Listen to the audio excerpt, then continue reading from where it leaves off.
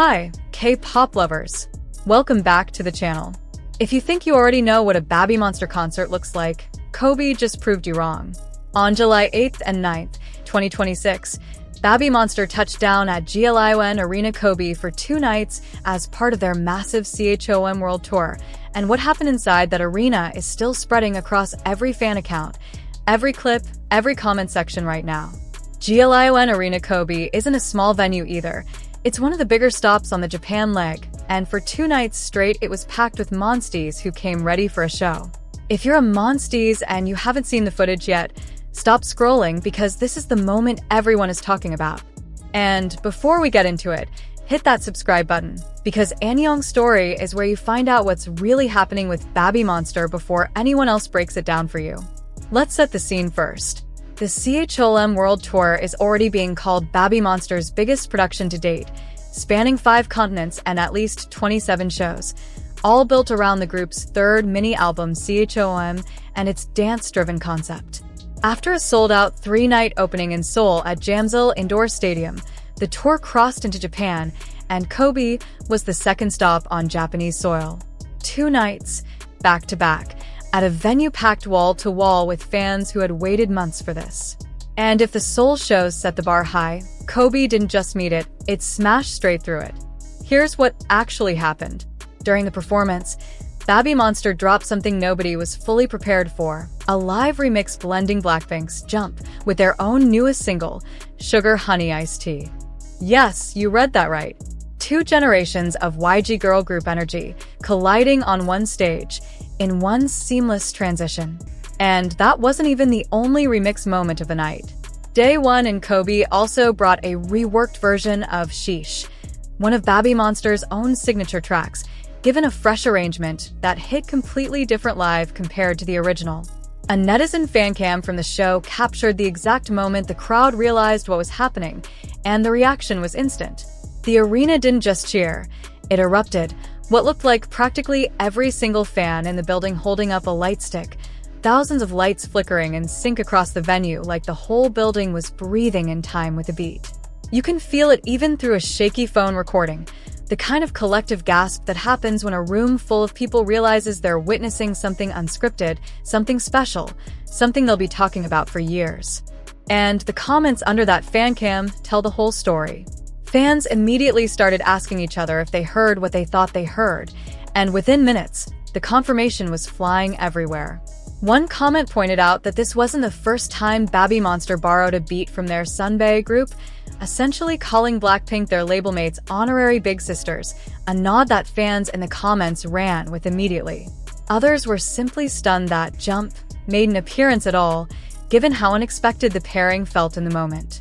This wasn't a rehearsed viral marketing stunt announced ahead of time. This was the kind of spontaneous, stage-only magic that makes a live show completely different from a music video. And the remix moments weren't happening in a quiet show either. The main set that surrounds them is already a nearly 30-song production backed by a live band, opening with high-energy group numbers like We Go Up, CHOOM, Batter Up, and Drip, before moving through Moon, Click CLAK, Sheesh, and Psycho.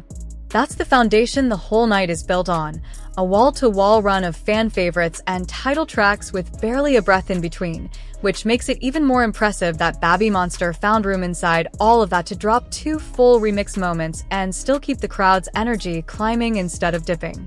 Now, let's talk about the show itself, because the remix moment wasn't happening in isolation. It was the peak of a set already packed with standout individual moments. The CHOOM World Tour is built around a run of solo stages, giving each member her own spotlight in the middle of the show, and that format has carried through the Japan leg. Rora takes on Havana, the Camila Cabello classic, turning it into her own moody, sultry centerpiece. Asa brings Temple, the bar track, leaning into sharp, hard-hitting choreography that fans have called one of the tour's most underrated solos. Pharita commands the stage with Super Bass by Nicki Minaj, channeling pure confidence and rap-heavy energy that lights up the arena. Chiquita owns Worth It by Fifth Harmony, a solo that's become a fan favorite for how effortlessly she controls the crowd.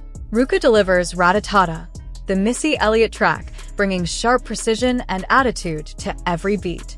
And Ahyeon closes out the solo run with Problem, her cover of the Ariana Grande hit, consistently singled out by fans as one of the emotional high points of the night for her vocal control and stage presence. Rami's involvement has looked a little different night to night as she is back in following her health hiatus, with Babymonster still performing the main set together as a full 7-member group. Layer all of that individual firepower on top of the full group numbers, then drop a surprise Jump X Sugar Honey Iced Tea mashup into the mix, and you get exactly the kind of night that becomes impossible to stop talking about. So, why does this moment matter so much?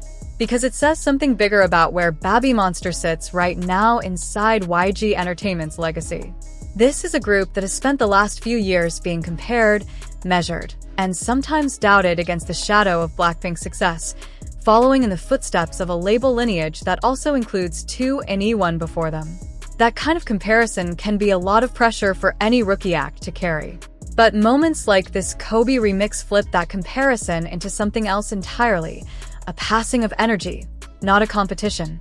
When Babymonster's weaves jump into their own set, on their own tour, driven by their own momentum, it doesn't read as trying to live up to something. It reads as ownership. It reads as a group confident enough to honor the group that came before them while still commanding the stage as themselves, on a night where they were also remixing their own material well enough to prove they don't need to borrow anyone else's spotlight to shine. Now here's the part that really deserves attention, because this is exactly the kind of moment that separates a good tour stop from a legendary one. Live remixes like this take real technical work, from the choreography transitions to the sound engineering that makes 2 completely different songs blend without losing momentum.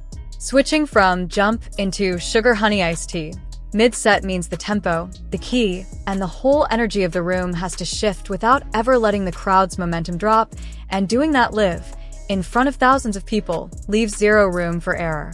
Add on a second reworked track like the Sheesh remix in the same show, and you're looking at a night where Babymonster's production team clearly wasn't satisfied with just running through the standard setlist. For Babymonster's team to pull this off cleanly, in front of thousands of fans, across 2 consecutive nights, tells you how much preparation went into making Kobe feel unforgettable.